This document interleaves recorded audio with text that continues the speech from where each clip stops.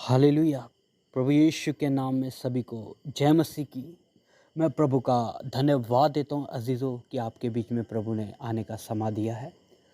अजीज़ों, आज मैं बात करूँगा, एक ऐसा विषय है जिस विषय के बारे में आप सब लोग जानते हो, जिस विषय का नाम है घमंड।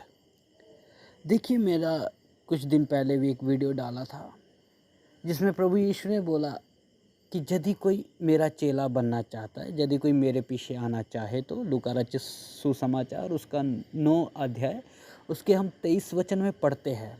वहाँ पे लिखा है, उसने सबसे कहा यदि कोई मेरे पीछे आना चाहे तो अपने आप का क्या करे, इनकार करे। तो अजीज़ों, मैं उसी विषय को मैं दोबारा दोहराना चाहता हूँ। आज उस विषय में आता है 1 नंबर घमंड। अपने आप का इनकार करना, अपनी खुदी का इनकार करना, है ना। तो आज मैं देखता हूँ, आज मसीह जगत में एक समा था जब हम भी प्रभु के पीछे नहीं चलते थे, तो हमें भी कई बातों का अपने जीवन में घमंड था।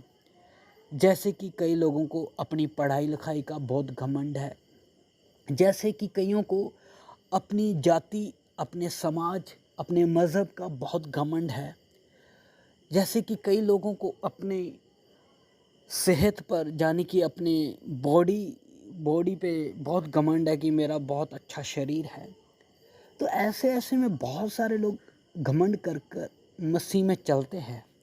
पर एक समा था, मैं भी जब इन हालातों में से निकला तो मेरे को भी कुछ दफ़ा घमंड था, लेकिन प्रभु ने तोड़ा और अपने कदमों में बैठने के योग्य बनाया।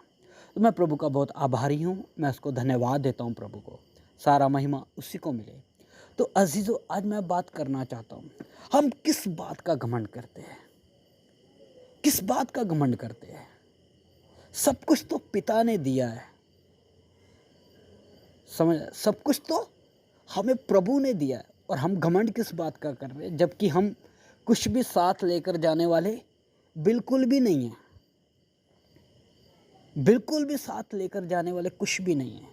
घमंड करना ये सबसे बड़ा क्या है, खतरनाक पाप भी है। इसलिए कई बहनें हैं, कई भाई हैं, कई सेवक भी हैं जो कई बातों में घमंड करते हैं। अपने ज्ञान पर घमंड करते हैं, अपनी आवाज़ पर घमंड करते हैं, अपनी सुंदरता पर घमंड करते हैं, अपनी नॉलेज पर, अपनी पढ़ाई लिखाई पर बहुत घमंड करते हैं, अपने पैसे पर, अपनी नौकरी पर बहुत घमंड करते हैं, जबकि ये थोड़ी देर का है जिसका हमें मालूम भी नहीं है ये हमसे कब छीना जाएगा। क्योंकि वचन में लिखा है, मनुष्य की जो बनावट है, जो मनुष्य है, जो फूल की तरह है। यानी कि जिस तरह फूल सुबह खिलता है और शाम को क्या हो जाता है, वो जहाँ तो मुरझा जाता है, जहाँ तो झड़ जाता है, उसी तरह हम कि हमारी भी शोभा ऐसे ही है। फिर हम किस बात का घमंड करते हैं? चलिए आइए हम प्रभु यीशु को देखते हैं, जो जगत का उद्धार करता, जो सर्वशक्तिमान, जिसने सब कुछ बनाया। तो मैं प्रभु यीशु के बारे में कुछ आपको बताना चाहता हूँ। अजीजों, देखिए, वो स्वर्ग और पृथ्वी का राजा है। वचन में लिखा है, मैंने ही तो सब कुछ बनाया, तुम मुझे क्या दोगे? तो इसलिए मेरे भाई बहन, परमेश्वर का सब कुछ है। लेकिन आज हम प्रभु यीशु के जीवन को देखते हैं। वो जो इस धरती के ऊपर आ रहा है, राजा है, सृष्टिकर्ता है, मुक्तिदाता है, हमारा बनाने वाला है, सारी सृष्टि का रचने वाला है। जब वो पृथ्वी पर मनुष्य रूप में आ रहा है तो गर्भ भी उद्धार में लिया है। गर्भ भी क्या लिया है? उद्धार में लिया है। और जिस चरनी में आ रहा है वो भी चरनी अपनी नहीं है, वो भी उधार है। वो भी क्या है? उधार लिया है। और मालूम है, जब मरा तो कब्र भी जो लिया है वो भी उधार लिया है। यानी कि इस पृथ्वी पर अपना कुछ नहीं। फिर किस चीज़ का घमंड करते हो? लेकिन हम तो कई बातों में घमंड करते हैं। जरा हमारे राजा को देखो, जरा हमारे बनाने वाले बाप को देखो, जो हमारा पिता है, वो इन चीज़ों पर किसी पर भी घमंड नहीं कर रहा, जबकि वो खुद नम्र, दीन, बिल्कुल अपने आप को शून्य किया, तो मुझे और आपको भी अपने घमंड को छोड़कर बिल्कुल शून्य करना पड़ेगा। इसलिए हमारे लिए उदाहरण हमारा प्रभु यीशु है। तो मैं चाहता हूँ कि आप भी मसीह जीवन में चलते समय किसी भी बात का घमंड ना करें, किसी भी बात का घमंड मत करें। नहीं तो परमेश्वर ने जिस नबूकद नसर राजा जिसको घमंड था, उसको 7 साल क्या खिलाया? घास खिलवाया है। इसलिए मेरे और आपके जीवन में भी परमेश्वर बहुत कुछ कर सकता है। इसलिए घमंड ना करें। इसलिए आप सब राजा सिकंदर को जानते हो।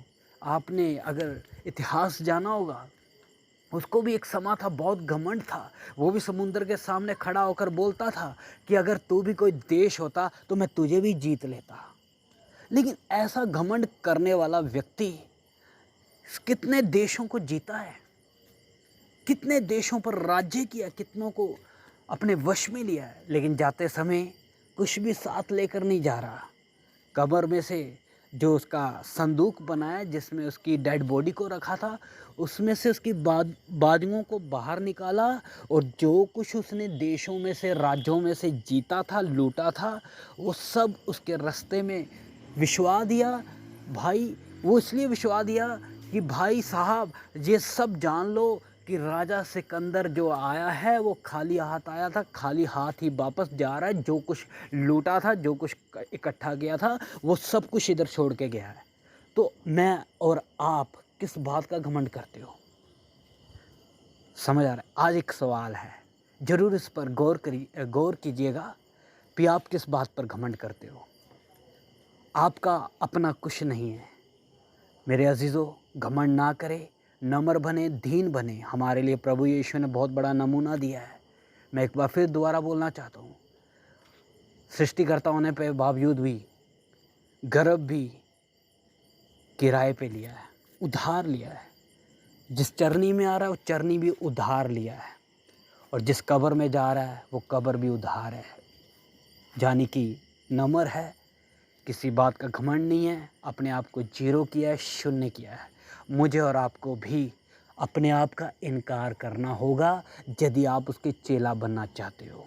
चेला बनना आसान बात नहीं है। चेला बनने के लिए आपको बहुत कुछ छोड़ना पड़ेगा, बहुत चीज़ों पर आपको लगाम खींचना पड़ेगा, ताकि मैं परमेश्वर के बीच में सिद्ध बन सकूं। तो प्रभु इन वचनों के द्वारा आप सभी को आशीष दे। सभी को जय मसीह की।